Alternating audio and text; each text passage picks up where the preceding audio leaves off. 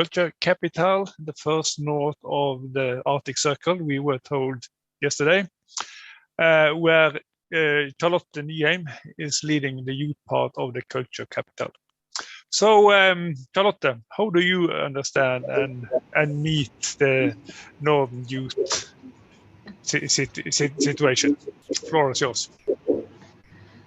Thank you. Hi. As you mentioned, I work as the youth coordinator for Bodø 2024. And in my job as the youth coordinator, my responsibility is to include the young people and make them feel a part of the project, not only in Bodø, but all over the county and in northern Norway. I have chosen to call the project Proud to be Young in Nordland and northern Norway. Our goal is to give the young generation a sense of pride and feel truly connected to their home place. We will also be working on providing the right tools for young people and attract them back to northern Norway. Because as we know, a lot of young people, they move.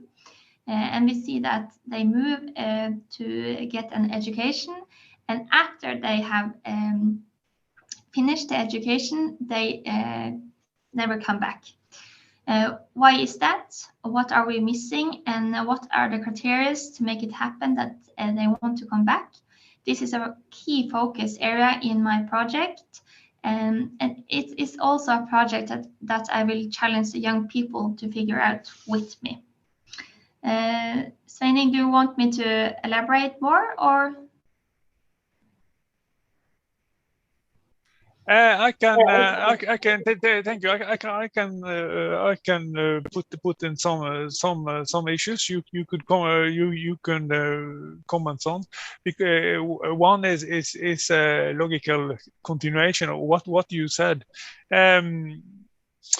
We see in our Arctic region, Charlotte, that this is in Norway. It's a very big region.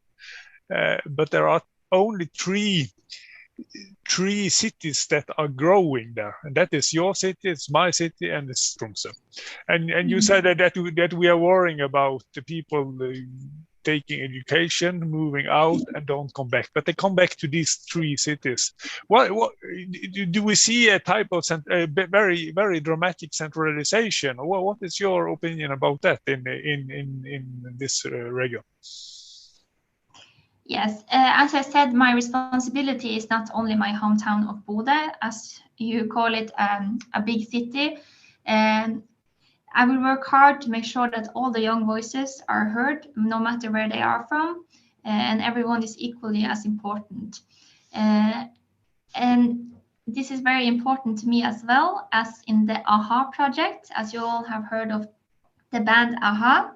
I can briefly tell you about the project. AHA was here in Bodø a couple of weeks ago to play in their new album as a film where they were filming all over the region.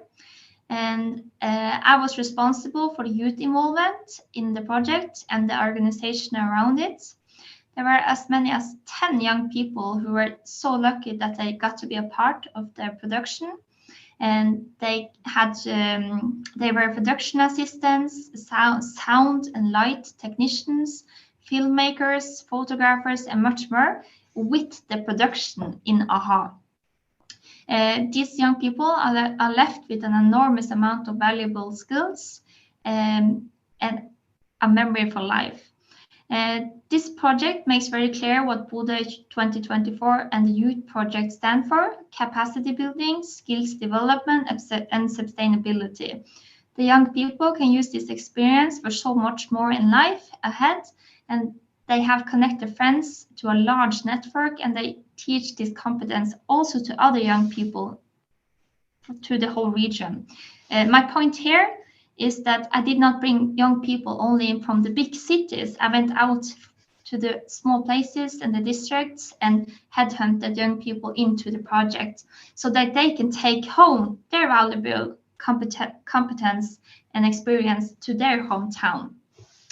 And the fact that there is so much centralization in the largest cities I don't think we can get away from that completely, but I think the perspective here must be that we have to focus more on the smaller places and include young people from all over Nordland and Northern Norway equality.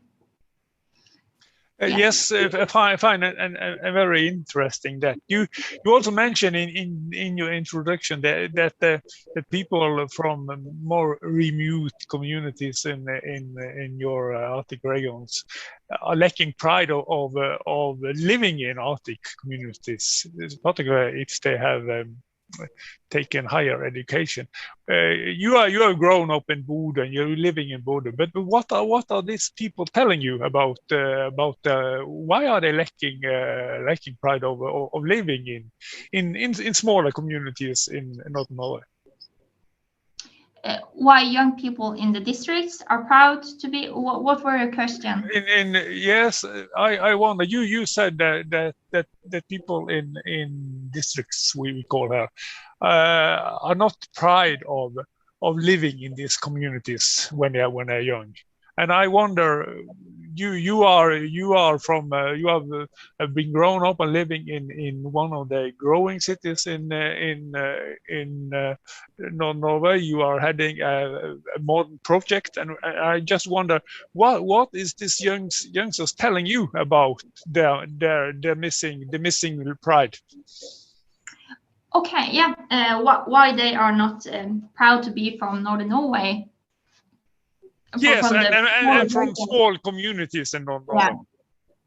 Yeah. What they are telling me so far, I have only been in this job for 4 months, but the young people that I have talked to until now are telling me that they don't have any options when they are finished from the young school.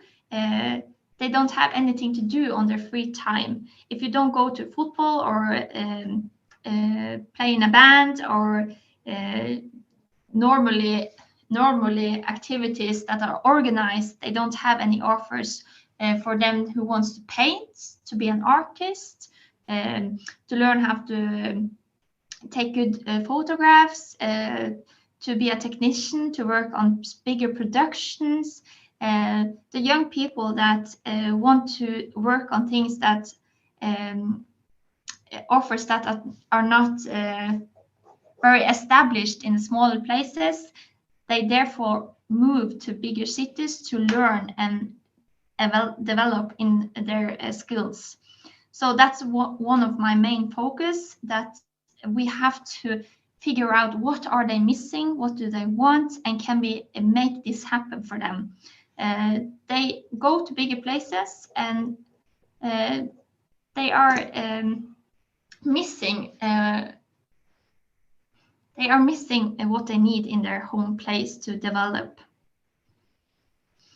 Okay, thank you. And one last question from me. The population level in Northern Norway has been very dependent on immigration, international immigration.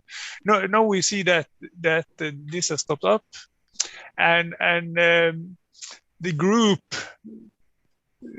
with highest level of outmigration is young immigrants. Why is that so? Why are young immigrants moving from Northern Norway? Good question. I think that very many of the young adults move away from Northern Norway because when they are over 25 years old, they only get digital education. So they have to be able, so they move to be able to go physically to school. No one in Nordland County, for example, over 25 have the offers to go physical to school. So they move to get a regular education and to meet people, to be on school, sit on a desk, meet a teacher, and can ask questions if they have anything they're wondering about. Because they are already new to the country, may not speak Norwegian very good, and maybe they are not so good in technical or digital competence, and so they have to sit alone home every day to watch digital teaching. And I understand that can be very challenging. Everyone needs to have a meaning to every day. something to stand up to, someone who asks you, how has your day been? Someone you can lean on if you have any questions, and just someone you can eat lunch with and say good work today on your presentation or whatever it should be. The fact that everyone has an offer, something to do on their free time, both young and old. Everyone needs to feel mastered, proud, a sense of belonging, have good friends. All of this is connected, and this is something Bodø 2024 will work hard for, that the young people get the tools that they need to thrive and have a good life. So I think the main reason why they move away is because of the education and all the side effects that gets with not be able to go into school. Thank you, Charlotte. And we will also return to you, I hope. Then we go further in the panel to the west again, to Greenland, to Nuuk, University of Greenland, and Quikok Løvstrøm, also chair of the Human Rights Council in Greenland. In Greenland, we also know that 80 to 90% of the population is indigenous. So, Quikok, where is Greenland in this picture we have heard now and in this demographic welfare picture? Yes, thank you, Sveinung. My name is Quikok Løvstrøm. It's a difficult name to pronounce, so I will just say it myself now. And Greenland is standing in a really fun spot, in an interesting spot as a researcher to look into. Thing is, we have 2/3 of the population are men, 1/3 are women. But if you look at the numbers, the women get higher grades during the whole education